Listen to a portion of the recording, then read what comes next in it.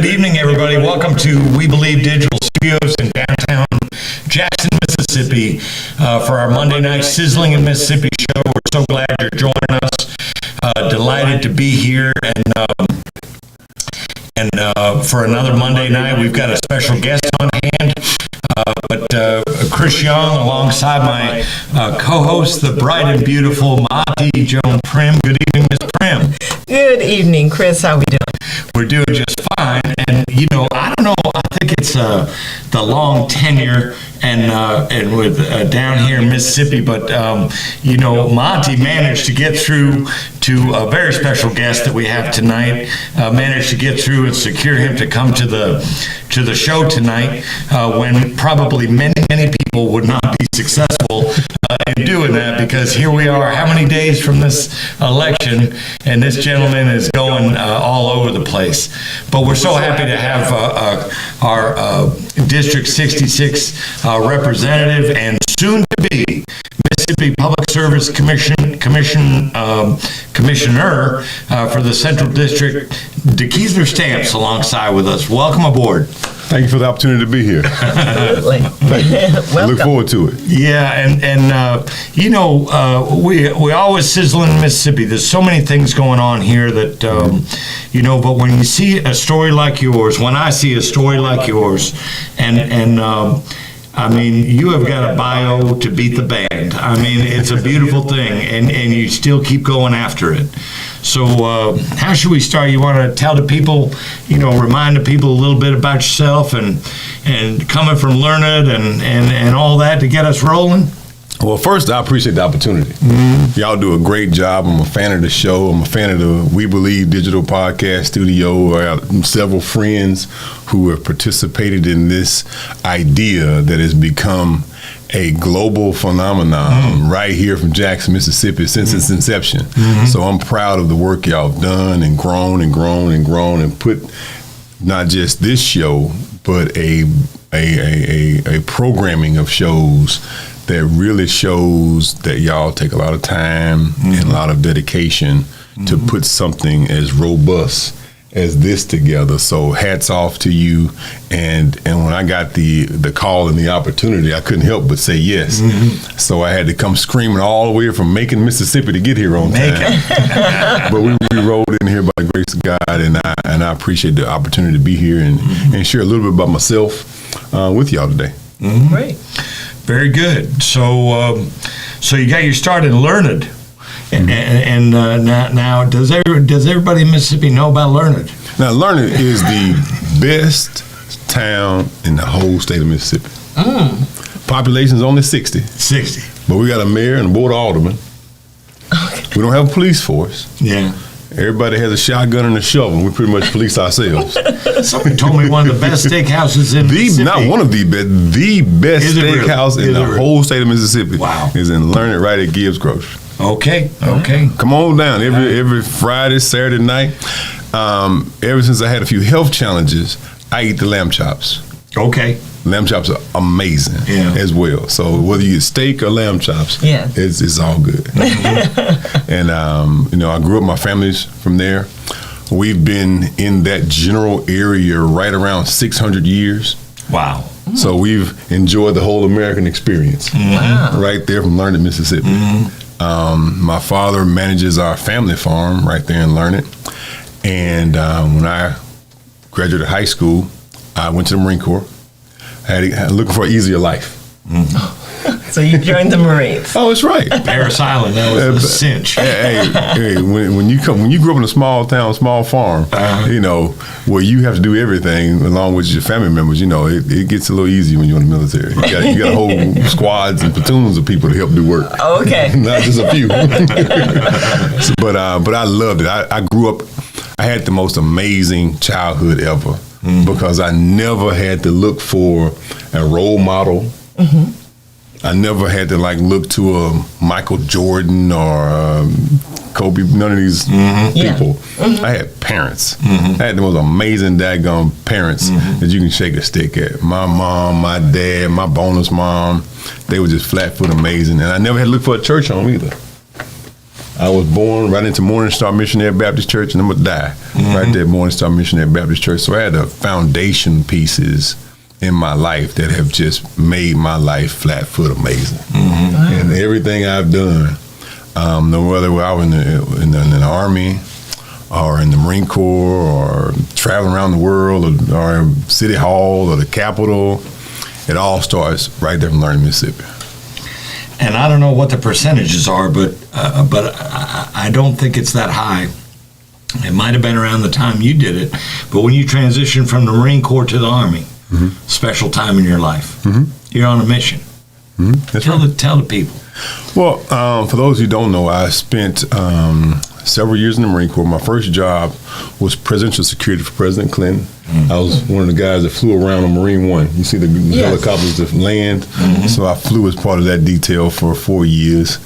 From there, I went to Dar es Salaam, Tanzania, where I spent time working at embassies overseas between Dar es Salaam, Nairobi, Geneva, London. So I spent a lot of years in foreign intelligence and doing work in those local countries. And from there, I got out of the Marine Corps, came back to Mississippi, and all my friends were going to Iraq. And I was like, I want to go.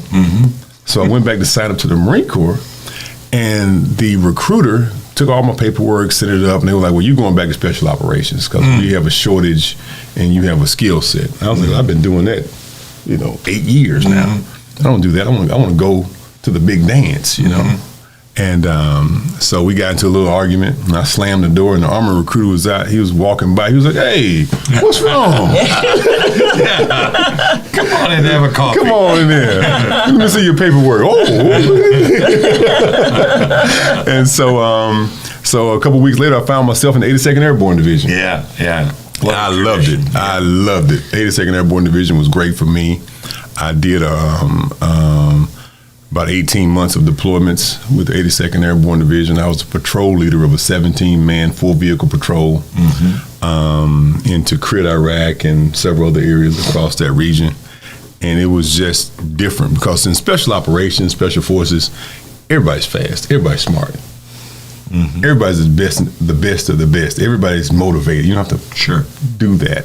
But I wanted to go to the regular military where you had to practice true leadership. So they gave me some wonderful folks. But these were just regular soldiers. They were cooks and fuelers and mechanics whose primary position was riflemen. So we trained them up and got them on trucks, and next thing they know, they were, patrolling, doing the stuff that they saw on TV but never got to do because they had these other jobs. But when we got to the war, they really, you make no better friends in your life than the ones you have in combat. You will form no better bonds because on the forward edge of battle, you don't have the lower level issues that a lot of Americans have a problem with. You don't care what race you are, what creed you are. All you give a daggone about is you're American.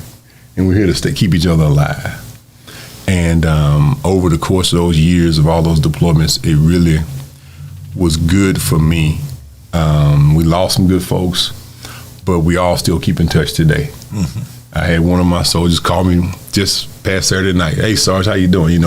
It's a lifelong piece. And I thoroughly enjoyed that level of camaraderie and true friendship. And you came home with a combat action badge. Oh, most definitely. They don't hand those out. Nah, they don't hand them out too often. It's not a. You don't pass go and collect $200 to get one of those. You gotta actually do something. Show up. Right. yeah, over and over again over a long period of time. So, that brought my leadership to a full scale, full circle, and it made me a better leader than I ever was, and I'm appreciative to it. And just the whole call to service, that's your whole resume is. Yeah, I didn't know when I was growing up and learning in Mississippi that I was being groomed for presidential service. Yeah. I didn't know that you have to be from an area like that to even pass a security clearance. I didn't know that, but you never know what God has in store for you. And God has been with me my whole life. So my God and my family have been the staple pieces that have helped me and propped me up and pushed me forward and pulled me back and my whole life. And I've had a blessed life. Yeah. I have truly had a blessed life and had a ball living it. I mean, I spent 8 years on the Jackson City Council. Some people say it was torturous, but I loved it. I loved it because we got good folks here in Jackson, and folks got to work together. And the times that we were able to work together, we were able to get some good things done. Are you able to turn that off when you see the stuff on the news now going on with the council? Yeah, I mean, it's a tough job. I mean, the Jackson City Council is the best place to start off because you really got to love people to do it. To open your life up to that level of scrutiny, that level of microscope. Because Mississippi doesn't have a pro sports team, so we just watch the Jackson news every night. Right. So you instantly become like some kind of, popular person or some kind of, just because people see you so much. But during that time, I realized that Mississippi's utility systems are so fragile across the whole state. 4 years ago, I ran for this position because I wanted to take over the Jackson water system. I was kind of like, the person who's screaming, "Hey, do this!" And people were like, he doesn't know what he's talking about. But it needed to be taken over, and it was a failure of the state for not taking it over, and the federal government had to step in and take it over. And now it's going to take experience and relationships to bring that back to a degree of local control. And that's what's needed coming next. Is we have to, and it's not just for Jackson. These same issues exist all over the state of Mississippi. Jackson's just the epicenter, but there are water, sewer, cell phone issues, and utility issues across the whole state. The utility piece is really what's holding the state back from the explosive growth that the state deserves. And so that's why we're doing this. More broadband and more, I just saw a blip today, this Route 269, I'm not sure where it is, but talking about, I guess it's up in DeSoto, which that'd be the northern district, but they talk about that, the expansion of that road. Now they're just maxed out with, commerce going through that area. So when you say the utilities, you got to have the infrastructure to do that. To build it out. We have too many. Well, utilities is the issue that Hinds County is not growing because there needs to be a sewer plant in western Hinds County for Raymond and Clinton and Bolton and Edwards because you can't build a subdivision if everyone has to have a septic tank. Sure. Yeah. That's why the utility piece is holding all those cities. You wonder why Flowood and Pearl and Brandon were able to grow. They worked together to get the utility situation stable first. Yes. And then 10 years after that stable piece was in place, they built on top of a stable grid to move the whole thing forward. And you can't even build a subdivision in western Hinds County right now. But there are people who want to live in Hinds County. Yeah. There are people who were born here. There's people trying to invest. They're trying to invest here. You got investors sitting back waiting to build subdivisions, but the utilities aren't in place. Maybe a new road there. Yeah. But, we got a whole Byram Clinton corridor. There's been, almost $100 million spent on that thing. No utilities. So we have some major work to do here locally, but that same void is across the whole state of Mississippi. So what we're going to do is we're going to expand our production of electricity because we have to produce more power. The federal government is sending down mandates every day that I'm not getting into the argument of what the mandates are about. But I just know that as you plug your phone in and your laptop and your iPad, and now they're mandating you plug your car in. Yeah. Well, no one's answering the question. Well, where's the power going to come from? Right. Yeah.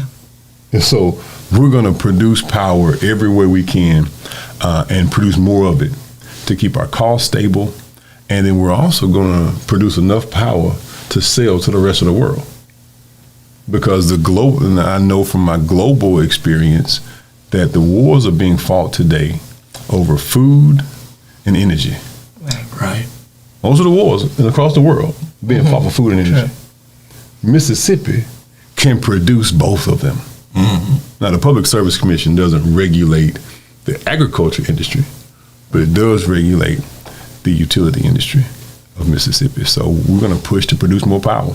I was fascinated a couple, I don't know, 2-3 months ago, taking a trip down to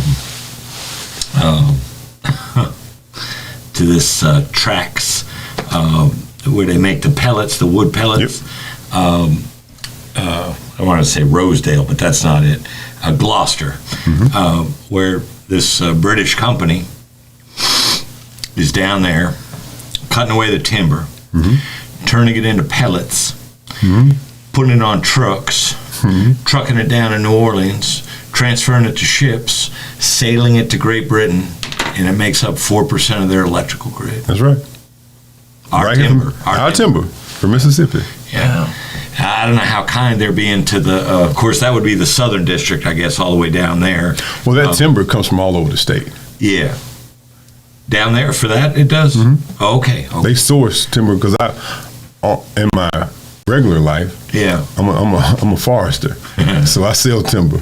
Okay. I buy tracts of land, grow timber, and sell it. So, but Mississippi has the ability, as you said, to produce power in a myriad of different ways and sell it and bring those resources back to Mississippi. Yeah. But it takes someone who with a broad experience and a deeper set of relationships that can rise above low-level politics. Okay. Like y'all see all the time on TV now, these daggum garbage commercials they putting out there. They'll be all right. Yeah. They'll be all right because what we do, we've never ran a negative campaign in our life. We just say, these are the reasons why we feel we're better. And we back it up. We've never failed you. And we're going to continue to do what's right, stand up for what's right, and make good decisions to move Mississippi forward. Good stuff. Well, we're getting ready to cut out in just a minute or so for our end of the first segment. Now, did you go straight from the council to the House?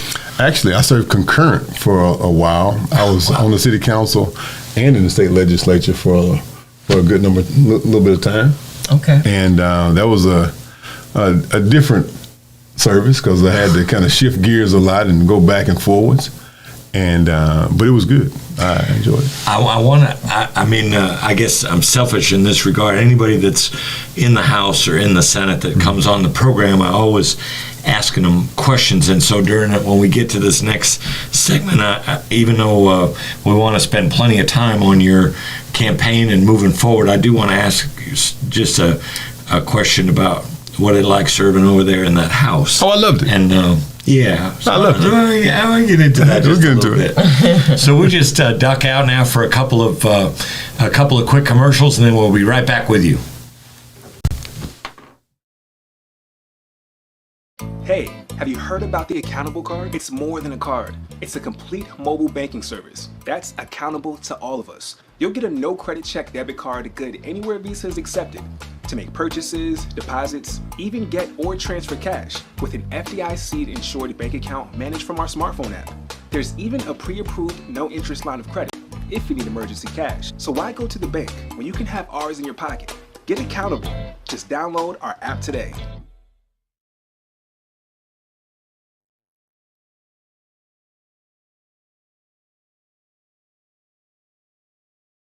Have you had your Earth Blend coffee today? At Earth Blend Coffee, we take pride in offering you the very best of beans across the world, blended and roasted to perfection, giving you superior quality and satisfying and flavorful taste. Experience the world in one cup with Earth Blend Coffee. To order, visit earthblendcoffee.co now.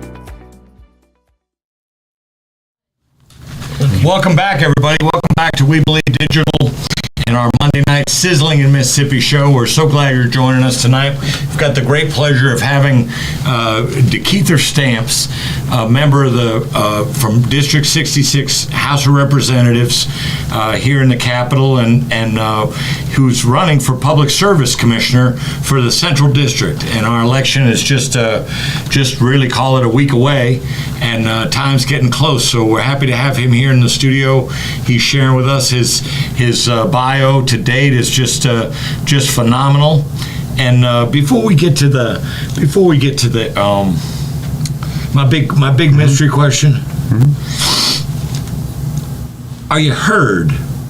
Are you heard over there? That's the big mystery question. Are you heard? As a House member, do you feel like you're heard over there? Well, let me say this, and I can only speak as a junior member. Okay. All right. I came in a special election a few years ago. So I only spent about 2.5, 3 years in the House. In this current term, I'm finishing off. And in that partial term, we were center stage to pass several pieces of legislation as a junior member. Okay. Wow. And that's because when we got there, we had our orientation with the Speaker. The first committee he put us on was the Public Utilities Committee. Right. It was the first committee put on. Because they vet through who they put on what committee. Sure. And they saw Chairman Bounds, who was the chairman of the committee. They saw us during the first campaign. I didn't have a lot of relationships at the Capitol previous, but they saw the work we put in during our campaign, the things we approached, how we approached issues, and that we had the ability to rise above low-level politics and have serious discussions of how to move Mississippi forward. And they felt that we offered value. And we were able to co-author the Broadband Act. Yeah. We were able to, at that table, I may talk a lot out in the community, but I spend most of my time at home because I'm a nerd at heart. Okay. And I grew up, in the gifted class. I was that kind of guy. All right. And so in my research, I said, well, what are the best things I could put in? And I made my name at the Capitol by not talking a lot, but when I did talk, have something substantive and impactful to say. Got it. And I normally only raise my hand when we can save some money or we can make some money. Okay. So when I raise my hand, most of the time people say, well, Stamps got something to say. Okay. Because it's generally about those two things. It's about how we can develop save that reputation. I figure out a way we can save some money or make some money. And when you're a freshman, if you're the guy that's always picking the papers up and putting them down and getting stuff together and helping out and doing those extra things, taking the roll and all those extra things, and then you have something to say that saves money. Like when we wrote the Broadband Act. Yeah. Right, I said, well, why don't we just slide in there? Let's work with the underserved and unserved first. Since we're going to put broadband all over this country, all over the state. Yes. Let's start with unserved and underserved. And those, that one sentence got multiplied through that piece of legislation, and now it directly funded over $1 billion of resources to unserved and underserved communities first. So, and I've always been that way. So you feel like, based on the approach that you've taken, which Correct. you drew heavily from past experiences and all, and just get in there, roll your sleeves up, just do what's in front of you, and not be the mouthpiece, but listen to everything, track along, and when the time is right, You got something to hit say. it right. And in my background, I served Republican and Democratic presidents. Yeah. So I was able to see at a high level, globally, how things maneuver. When I got out, my first position when I got out. I worked for the U.S. House of Representatives in their Wounded Warrior Division. So I worked with people at a high level on both sides of the aisle.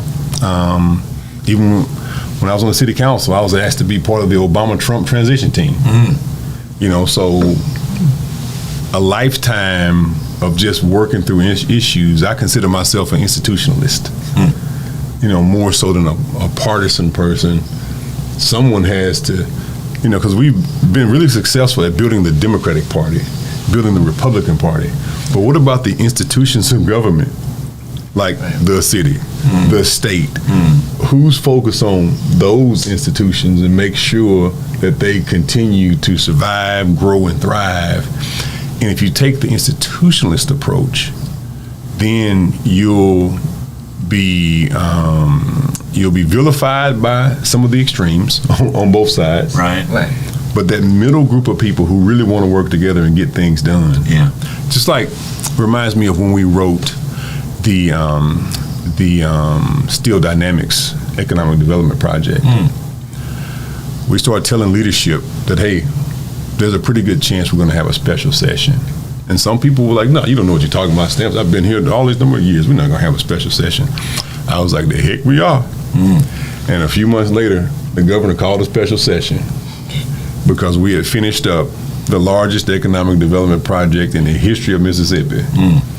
Where we were able to steer in about a little over $2 billion worth of private investment. We put in about $250 million of state investment. And my input in that piece was, well, let's not just give them the money. Let's let them put their money in first. And then give our money based on them meeting some benchmarks, about half of it. And then the other half of it, if they've secured the number of jobs they said they're going to do, they get the rest of it. That small comment made the whole thing. It's not Mississippi's history. Make them work for it. Yeah, make them work for it. Mississippi's history is, we're going to do a Just give it to them. beef plant. Yeah. We're going to put this money here. We're going to do a Kemper boondoggle. Right. You know, we're going to do all these things, right, that sound good and brief good, but, you know, we don't actually govern. Right. We don't actually put the things in place that protect the citizens. Not managed. Right. Yeah. Let's put it in the law. Street improvement. Like Fair Street. Let's just put better things in place. And so, Is your expectation that they'll fulfill what they said they would? Oh, You yes. think 1,000 jobs? they will. Well, we put the average pay at $93,000 a year in there, but their average pay right now is $124. So they feel very confident that they'll meet $93,000 per job. But with the demand for electric vehicles, this was us getting in front of a national trend, global trend. With the demand of electric vehicles, you're going to need a lot of aluminum. So us building an aluminum plant is going to stabilize it was a way for us to benefit off of some of the national mandates that are coming down, and in turn produce the raw materials that no matter if you buy a GM or a Ford or a Toyota, what are the things you're going to need no matter what kind of car company you have, and how can Mississippi benefit from it? And so for me, it was a total learning experience by being a part of something that great. 1,000 jobs, which average pay is going to be $93,000. I mean, in a town that's a little bit bigger than a little bit about the same size as Edwards. Okay. Majority, you know, so Columbus? it's Lowndes County outside of there. It's called Prairie Bottom. Yeah. And so the state will invest in black communities if you make the deal appropriate and you thought about it. Representative Kabir Kareem had been working in that area for a long time. Okay. Ever since he had been on the planning board, before he was on the city council, and which was obviously before he was state rep. So you had people who had been working that area, not this deal, but that area. Yeah. And we were able to put it together. And one of the major drivers of that was because they get their power from the Tennessee Valley Authority. So their power rates are low, and their utilities were put in place 15 years ago. So you have to start building these things way before you know what you're building it for. Okay. And that blueprint needs to be duplicated across Mississippi. And that's why you need utilities. So those plants up there will be shifting over to our grid? Pardon me. No, they get their power. That whole area gets power from TVA. Okay. They don't get it from energy. Okay. But we're going to take, energy has a different business structure than TVA, but we're going to produce more power to get our cost stabilized so that we can compete globally for industry all over the Central District of Mississippi. And that's not going to be ready till, what, 2025? It's starting now, but... So the buildup of that it's will massive. Produce all kinds of jobs. Oh, yes, it's massive. Do you think there's an opportunity for equity involved in that?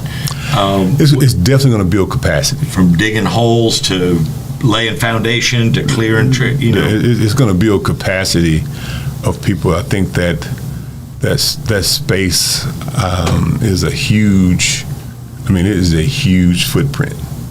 Well, I'm always thinking about minority contractors, and the state is so pathetic in what it does with this. Last year was 5.5%. 188 million went to minority contractors, and then 67 point something percent of that went to this little group called non-ethnic women, i.e. white women. 126 out of $188 million. That's why I ask about, is this the building of the plants? Are black people going to get jobs? Because the state just, this Mississippi, and we give 5.5% minority contracts, and then we find out that 60+% of them are to white women. Right. Here's the nuts and bolts of this thing. Black folks and white folks have been pitted against each other so that a small group can benefit from us being pitted against each other for a long time. Now, I have nothing against our brothers and sisters who have come here from all over the world.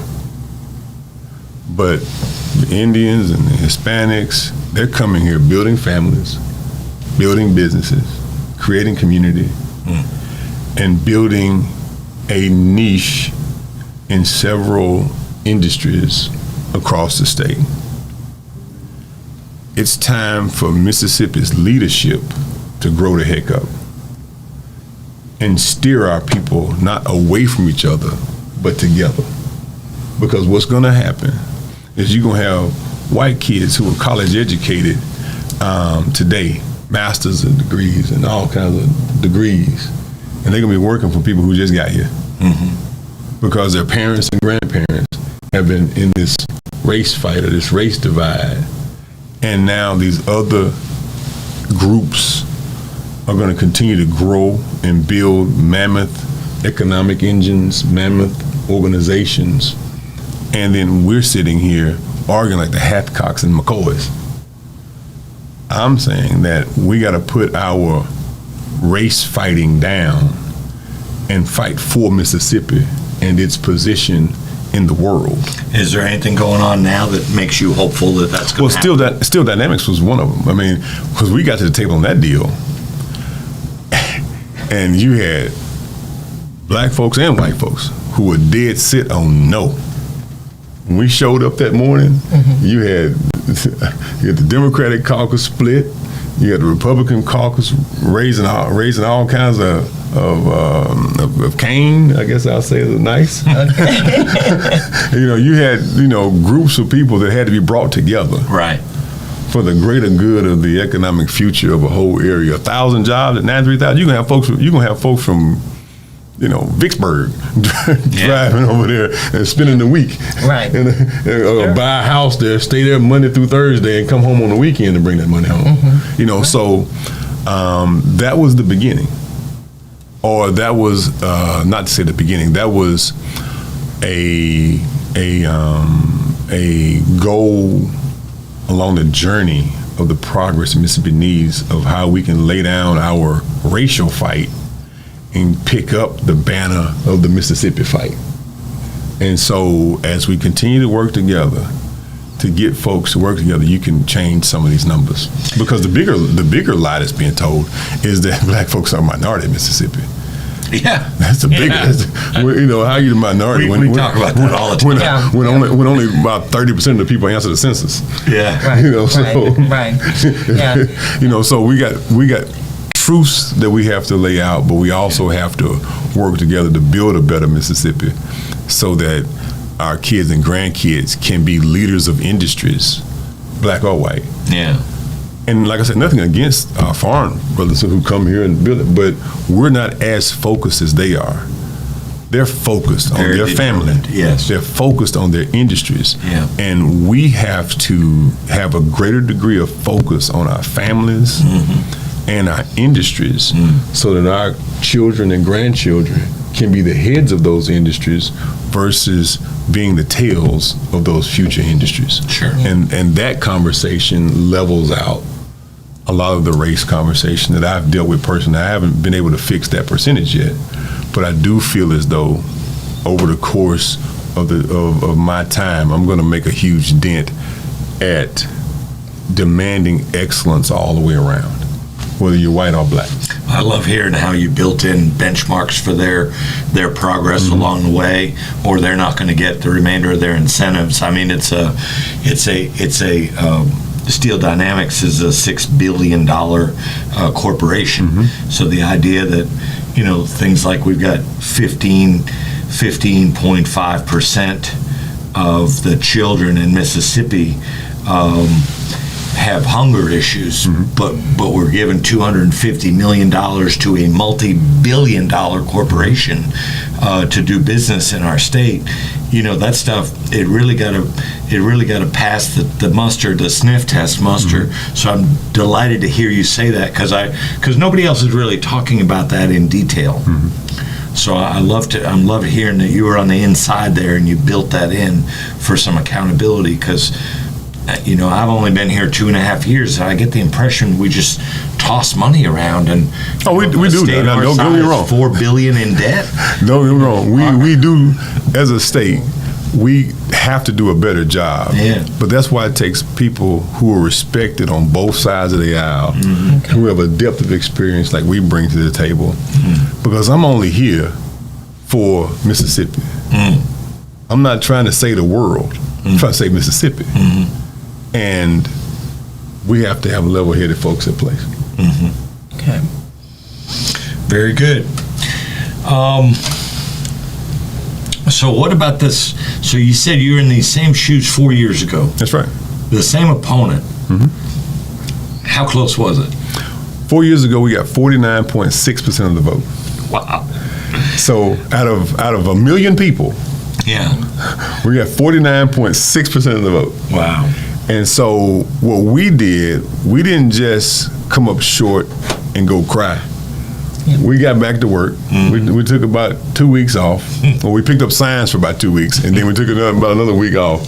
And then we got back to swinging and got back to work, and God opens doors for us. And sometimes when you don't get your goal, it works out better for you, because I never would have been in the House of Representatives. I never would have been able to get the relationships across the whole state in the Capitol to move things forward and work on doing And a finer appreciation too, because surely sitting on that Public Utilities Committee, you learned a lot. Right. You're seeing stuff that you wouldn't have seen if you were not on that committee. Correct. So that's wonderful. And I got an in-depth view of, and I tried to help our president commission to be successful. Heck, we fought for, I don't know what time the next break is, but we fought for several things, and we'll pick it up in detail after the break. Okay. But we fought for several things, and people were vilifying us. Why are you trying to help a guy that beat you? Because if he fails, Mississippi fails. Right. Yes. So I'm not so immature. Yeah. I'm not going to help him, but on the other side of the break, we'll break it all down. Sounds good. Well, we'll dip out for a couple of commercials. We'll be right back in a couple of minutes with our special guest, Keither Stamps, District 66 House of Representatives here in Mississippi, and soon to be the next Central District Public Service Commissioner. Are you dreaming of becoming an entrepreneur, but you're not sure where or how to start?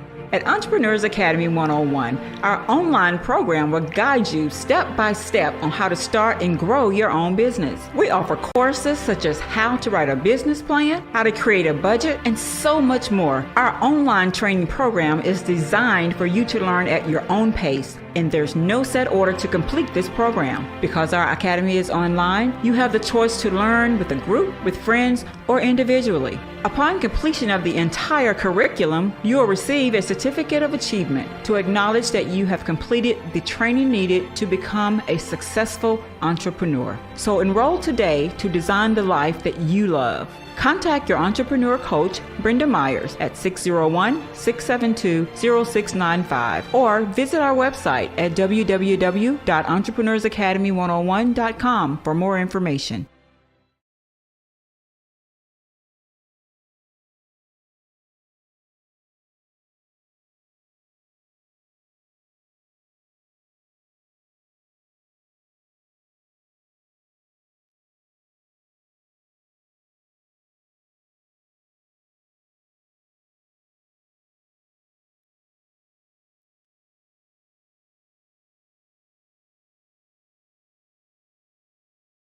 And more. For more information, please call 601-896-0084 or visit us online at SocratesGarrettENT.com.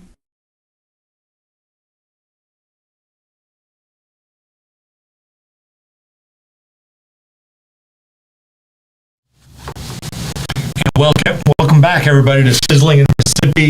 Chris Young alongside my co-host, Maati, Jone, Primm, and delighted to have DeKeither Stamps, the Honorable DeKeither Stamps, State Representative, District 66, soon to be the Public Service Commissioner. When we have our elections, he ran for this office, the Central District Public Service Commission office 4 years ago, got 49.6% of the vote. And so he was just explaining to us the ins and outs of all that. And so we're going to get back into that. We don't have a chance all the time to hear somebody like Mr. Stamps with this level of detail about how all this works. So have at it. So when we got the opportunity to run for office at the House, we had a list of things we definitely wanted to do, and we wanted to take the experience we had at the local level and take it to the Capitol, because there's a few people at the Capitol who served as a mayor or a board of aldermen. There are even fewer who are former military, and there are even fewer who are actual farmers. Mm-hmm. So we felt we had a unique set of experiences that we could bring value as a state representative. And we were blessed and privileged to win that election and serve District 66, what I loved. I mean, I had a joy. It's a little bit different when your parents are in your district and your aunts. Because, it's a different level of accountability. But I was used to it because they were also in my district as a city council person.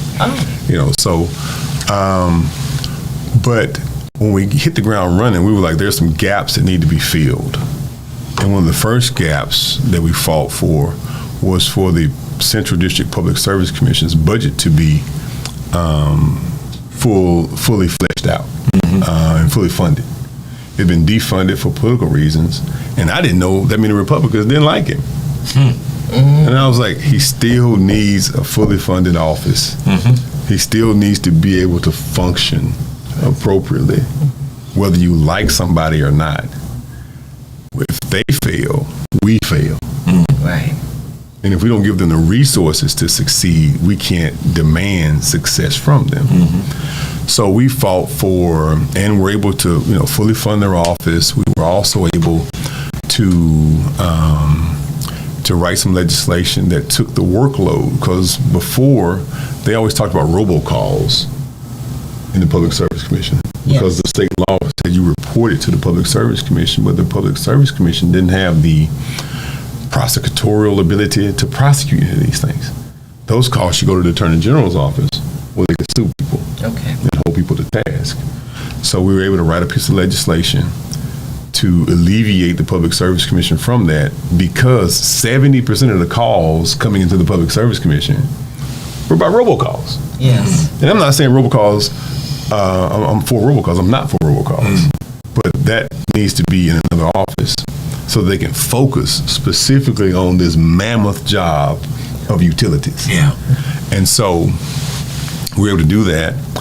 And then we also wrote another piece of legislation that gave the commissioners a raise. And again, I did not know that so many folks didn't like him at the Capitol. And I was like, well, if you're giving the transportation commissioners a raise, you can't not give them a raise as well. Yeah. They put a few extra caveats in there where he had to win his election to get the raise, but it takes effect in January. We wrote some more legislation that I felt was needed because we need to have local control over these distribution lines when people come in. You know, he came to the Capitol, asked both the House and the Senate to reject a measure that was on the table that would require for companies to come before the Public Service Commission to get approval to do these distribution lines. Now, I'm all for local control. I don't believe that as a state we should be ceding over to the federal government any power we can take from the federal government to put a local rubric in place for. I'm for it. Okay. And, you know, we were able to pass a law that makes that so. Now we have a company who is coming to Mississippi to put a distribution line in from Texas. But Mississippi would have nobody to turn to locally if that law wasn't in place. So all 1,500 of those landowners, and I think 1,498 have agreed. I think there's 2 holdouts. Yeah. But this is 100% private funding, no eminent domain, and it's going to be good for us to distribute and transmit power from Mississippi to Texas. How far underneath is it? It's above ground. Oh, it's above. It's above ground. So you said the vast majority are signing off on it. Well, and it's gonna stimulate all those local counties and school districts from Holmes County all the way back to Issaquah County, and at the end of it, it's going to end up at the Alabama line. But what it does is we have now those landowners have somebody to turn to. My opponent wanted to send that. Let's see, he had a problem with that. You had to go to Washington D.C. Right. You know, so you know, his commercials say I did it myself. No, the Republicans and Democrats, black folks and white folks, on both sides of the Capitol and the governor disagree with you. Right.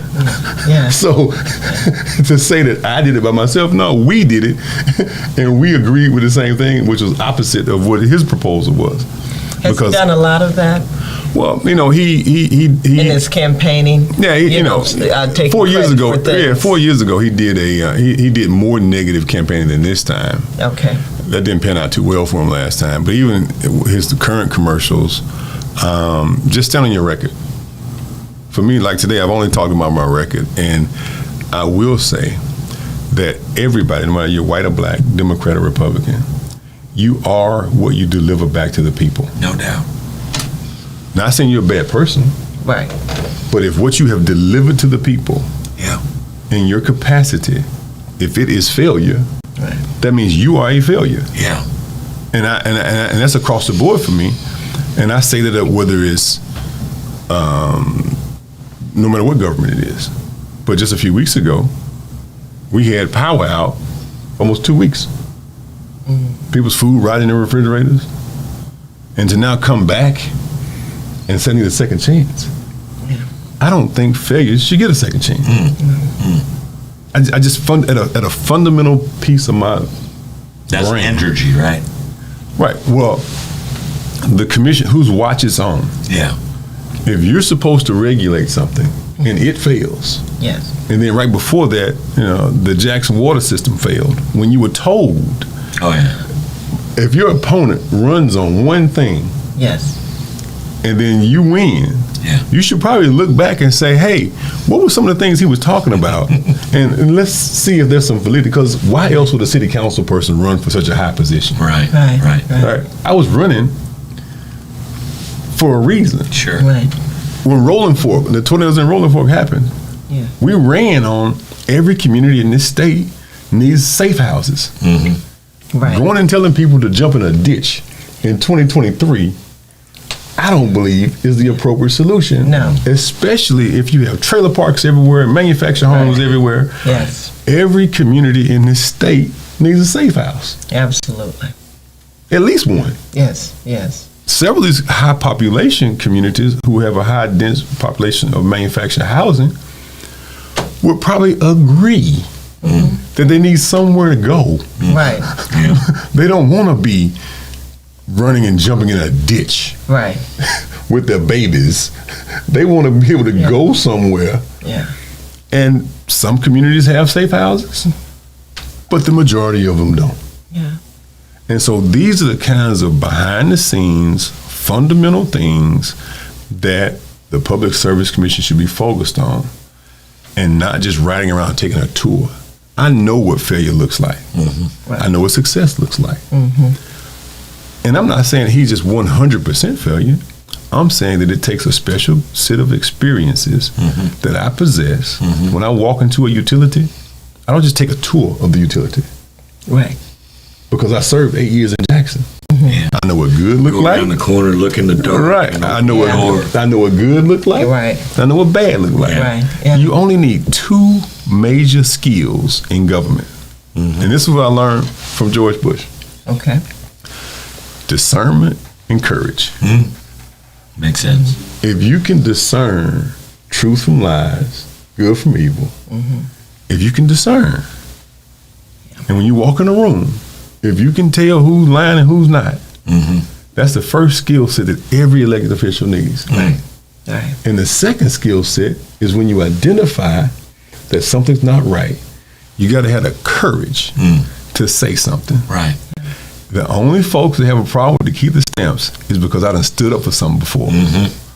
That's the only folks that have a problem. And it's been principled, because there's been times like right now, Mayor Phil Fisher came and endorsed us in our campaign. Now, a few years ago, know that name. he's a Mayor Clinton. Clinton. Oh, this is the one that vetoed the. He's a retired general. We have been together on issues and at odds on issues. But they've always been from principled positions. Sure. Because Ward 4 in the Jackson City Council is the neighbor to Clinton. Right.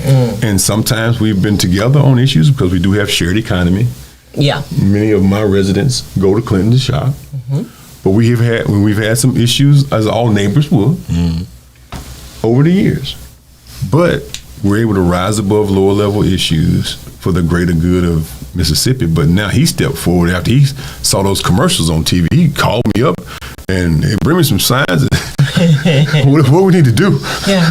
Oh, I'm so glad to hear that. I've just been hearing that news about the veto of the new ward maps over there. You know, that they had all kinds of working sessions with the planning district and all, and the alderman made the vote, and then he vetoed the vote. Oh, and now they're back in the meeting with the central planning district again, and on two separate maps. So the aldermen are going to have another shot. You know, the 6 white aldermen. Forgive me, I'm saying black and white things. That's fine. The 6 white aldermen. You know, in Clinton, that is 46% black. And 6 white aldermen and 1 black alderman are going to get a second chance to vote. This time, instead of having 4 or 5 maps to choose from for their districts, they're going to have 2. And Fisher's a big part of that. So when you mentioned his name, he's a fair guy. Popped up. He's, you know, the military, the reason why I believe more veterans should get into public service, that's how this cycle has been. When we elected George Washington to be our president, we didn't just elect the former general to be the president. We elected his experience. We elected mayors and supervisors and all kinds of military officers, but they die off, and then civilians take over. We mysteriously go to war again. Yeah. And so we had the War of 1812, and then we had the Civil War when those veterans died. Then we had World War I, veterans populate. So I'm just this generation of veterans who are coming back home, populating politics to stabilize our institutions, We had the World War II generation that came in and stabilized. And then when they got older and died, then people took over, go to war again, then the Vietnam came in. And so we've been in this continuum of struggle and progress. But right now our country and our state are in disarray because we have some civilians who have failed us. And they need to be replaced by people who are not here for the parties, but are here for the people and the future of the state. And so myself and many other veterans are populating politics because we come back and we see the price that our friends paid, that our friends died for, to come home to see civilians fail. I do not believe in my core that my friend, my soldier, Timothy Adam Ferguson, died for this America. He died for a better America. I don't believe that Chief Priester died for what we're experiencing today. These lower level, low vibration arguments. We must have stable-minded folks. That's why I encourage every veteran, if you're back here and you're stable and you can continue to serve, step forward and serve in some capacity, whether it be elected or not, because we got churches need stabilization, community groups. I ask all veterans to step forward and help save this dadgum country because our friends did not die for this America to exist. And with our current destabilization of America, it leads to the destabilization of the whole world. The world is in disarray because America is in disarray. America has been a stabilizing force for this world for a long time. And like we said before, my family's been here 600 years. So, and that's just what we can count. It's probably even longer. Okay, that's a long time. Right. Yeah. Well, you know. So who are like the early? So when you go into the Civil Rights Museum or the Mississippi Museum, the two Mississippi museums, when you go in there, the Civil Rights Museum to the right, Mississippi History to the left. Right. The first room you walk in, it says that there were some people floating up the Mississippi River. One part Chickasaw, one part Choctaw, 15,000 years ago. Okay. Now I can give you a couple guesses of where they were floating up from. But black folks have been coming back and forth across this ocean for a long daggone time. And so we've dated back right at 600 years, and we've seen the whole American experience. I'm multiple generations military, so that's why some upbringing is a little bit different. My daughter's in the next generation. She's in Japan right now in the Air Force. In the Air Force. Right. You know, I had a bonus son who went to the Navy. You know, now you're talking. You know, so for me, I'm a continuum of something. People who have, you know, service members who have believed in an idea called America. The promise of America hadn't been realized for us all, but we believed in the idea. Yes. We still have hope for the idea. And if we lose hope for the idea of America because of some political stuff, some partisan stuff, some race stuff, Like we throwing lose the baby out with the bathwater. we lose the progress that we've made. So let's work together and build a better Mississippi. Let me ask you too. Thank you so much for that, and especially the call to veterans that are able to keep giving, maybe in a different perspective.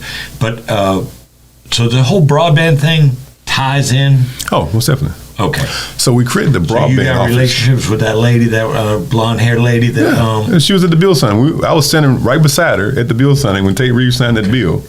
Because are you comfortable with how all that's going so far? Not totally. Millions and millions of dollars moving around, but nobody seems. Not totally. I sure don't know what's going on with it. Not totally. Okay. But it takes some experience and relationships to work that out. We co-authored that bill, and at the bill signing, it was myself, Chairman Bounds, Miss Sally Doty, who's now, and Beckett, who's the public utilities. He replaced her on the public utilities staff. But it takes relationships. This state is still built off relationships.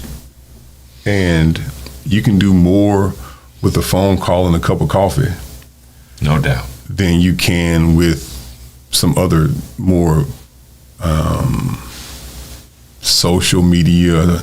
Sometimes it takes sitting down talking to some folks and having a conversation, but also showing in reality the results of these decisions. Yeah. And so, but you have to be in position to do that. And as a commissioner, I will be in position to have some of those conversations at a higher level than I've been as a state representative. Have you seen the ballot yet? Are you on the front or the back? I'm on the second page. On the second page, you know, on the way over here tonight, Maati, forgive me for being so simple, but you know, on the way over here tonight, I listened to this lady on WNPR, and she said, I can't remember her name, McClure or something, and she said, don't forget now, it's a long ballot this time, so don't forget, don't think when you get to the bottom of the first page you're done, because you're not done, you got to flip it over. And now we're hearing again from DeKeither Stamps, he's on the back side of the ballot, so be very thorough with the ballot. It's the little things that I think a lot of people are counting on that we forget and overlook, because there's a lot going on that ballot. Sure is. So we're asking folks, when you pick your ballot up, vote your light bill first. Vote what's in the best interest of your light bill first. Right. Like taking a test. Right. You pick the test up, you answer the questions you know first. And we're asking you to vote for DeKeither Stamps for Public Service Commissioner for the Central District of Mississippi. Vote that one first. And then go back and vote for the other ones you got to think about, but you ain't got to think about this one. But go vote early. If you can vote early, go vote early. We're so happy to have had you on. Thank you so much for your candor and explaining things and kind of laying it out. It's very helpful. You know, we've had some folks over here, but you have a different way about you, and I just see you're just always so approachable and willing to talk things through and all. Yeah. Maati, any things to share as we head out? Well, there's going to be a poetry festival at Jackson State. Okay. They're the sponsor, and it'll be at the Convention Center, downtown Jackson, from the November 1st through the 4th. And we're going to have, I'll be a vendor there, but there'll be a number of people that we all know. Household names like Alice Walker, who wrote The Color Purple, Angie Thomas, The Hate That You Give, Sonia Sanchez, Eve Ewing, Nicole Hannah Jones from the 1619 Project, and many more, just a vast array. And this is the 50th commemoration. The first festival was back 50 years ago, and so they're going to have it again now. And so we'll see Ebony Lumumba, Dr. Ebony Lumumba, she's the chair of the festival. And so it's going to be a great thing. Yeah. Looking forward to it. Yeah. Sounds great. So thank you. People, check it out. Check it out, Convention Center, November 1st through the 4th. Yeah, Jasmine Ward, another Mississippi writer. So she's got a brand new one out that I haven't gotten yet, but I have everything else. 7. Wow. There's something about that writer. Oh my God! She's prolific. Long before I moved to Mississippi, I was eating, sleeping, breathing Jasmine Ward. Okay. So we're out for tonight, you guys. We're going to be back in 2 weeks. I have got a birthday party in Irvine, California that I have to go to next weekend, and I won't make it back in time for the show. So we'll start back up again 2 weeks from now, 2 weeks from tonight. Thank you so much for joining us, and thank you so much for supporting We Believe Digital. Thanks. Looking for the hottest content in the city of Jackson and surrounding areas? Check out WeBelieveDigital.com. Also follow us on Facebook, Instagram, TikTok, and YouTube. We Believe Digital Podcast is here for all your podcasting needs.